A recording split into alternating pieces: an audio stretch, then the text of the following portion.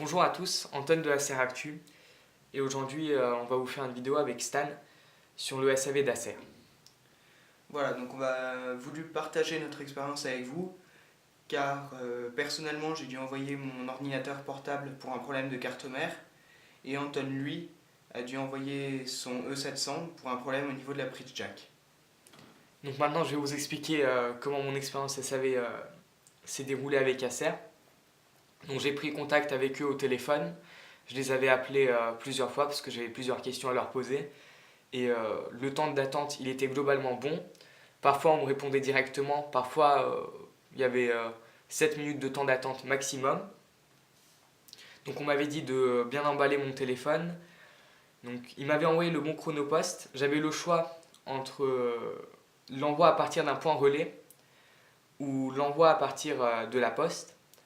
Donc j'avais choisi au début l'envoi à partir d'un point relais parce qu'il m'avait dit que le point relais pouvait me fournir un emballage pour le téléphone. Sauf que les deux points relais avec lesquels j'avais pris contact, ils n'avaient pas d'emballage.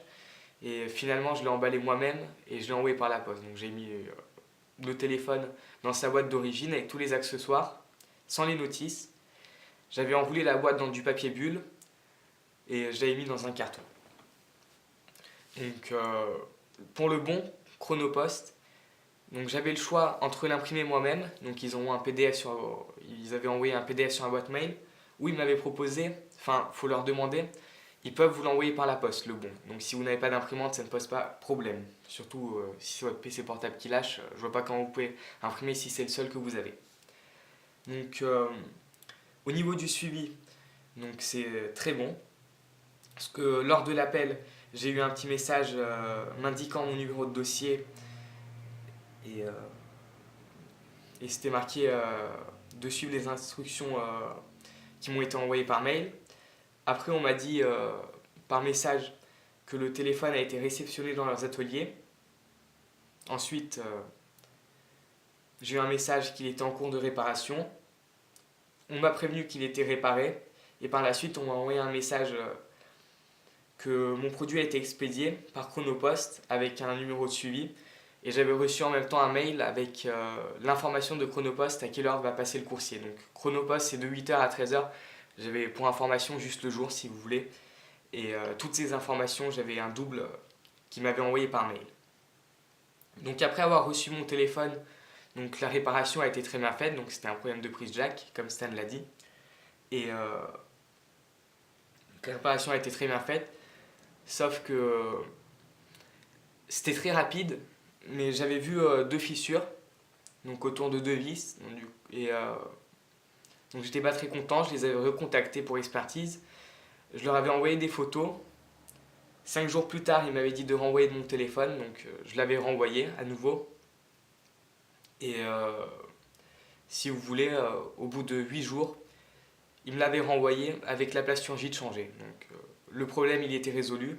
Ça s'était très bien passé, sauf que la deuxième fois, j'avais pas réellement de suivi SMS. J'avais que du suivi mail, je sais pas pourquoi, mais c'est pas très grave. L'essentiel, c'est que mon téléphone il soit réparé.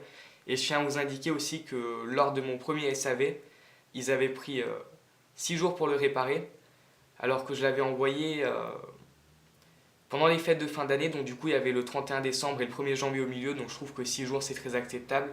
Et la deuxième fois, 8 jours, c'est très bien aussi. En comptant les week-ends, bien évidemment. Donc, en jour ouvré, ça fait 6 jours la deuxième fois. Et voilà, donc maintenant, je vais vous laisser Stan vous faire part de son expérience pour le SAV. Et voilà. Donc personnellement, j'avais dû envoyer mon ordinateur portable Acer au SAV pour un problème de carte mère, c'est-à-dire qu'il ne s'allumait plus.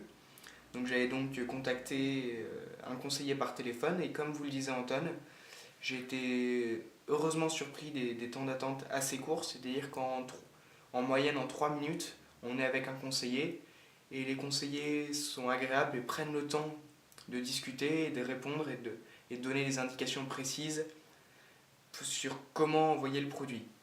Donc à la fin de l'échange téléphonique, il m'avait, comme ça se fait normalement, envoyé un bon d'envoi Chronopost par mail, et j'ai donc par la suite pu leur envoyer par la poste. Donc comme le disait Anton, le suivi est excellent quand il est fait.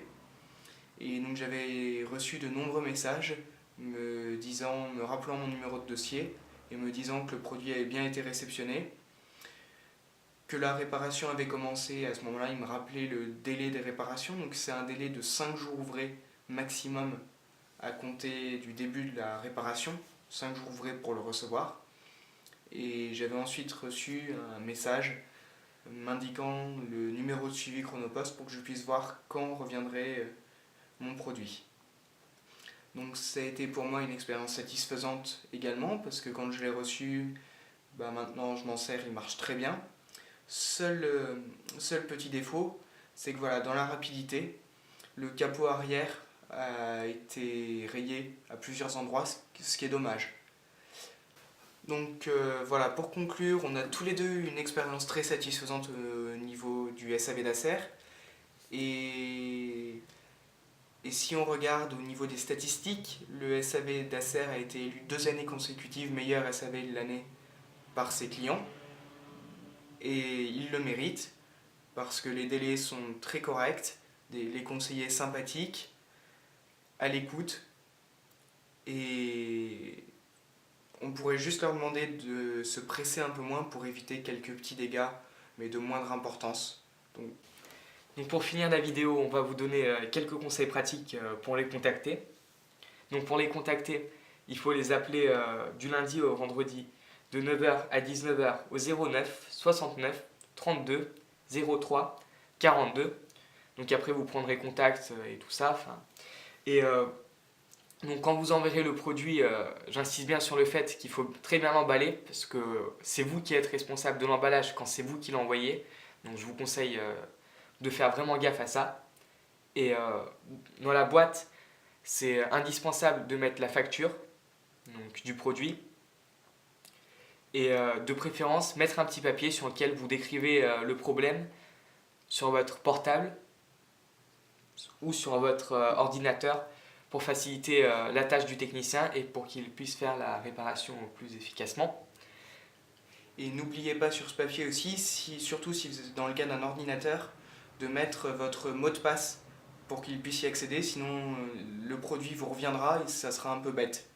Ou à la limite, vous pouvez enlever tout simplement votre mot de passe, c'est encore plus simple. Et donc je tiens à vous dire aussi que la facture, ils vous la laisseront dans la boîte, donc ne vous inquiétez pas, ils ne vont pas faire exprès de la prendre. Bon, je vous conseille de garder une copie, envoyez une photocopie de votre facture, mais en général, ils la renvoient avec le produit. Je l'ai envoyé 2 fois, ils me l'ont renvoyé avec la facture, donc ça pose pas problème. Donc voilà notre avis sur le SAV d'Acer, un avis globalement positif. Si cette vidéo vous a plu, n'hésitez pas à mettre un like, à vous abonner à notre chaîne YouTube pour découvrir toutes nos vidéos et les nouveautés qui vont arriver, et à nous rejoindre sur notre page Facebook Acer Actu. Salut!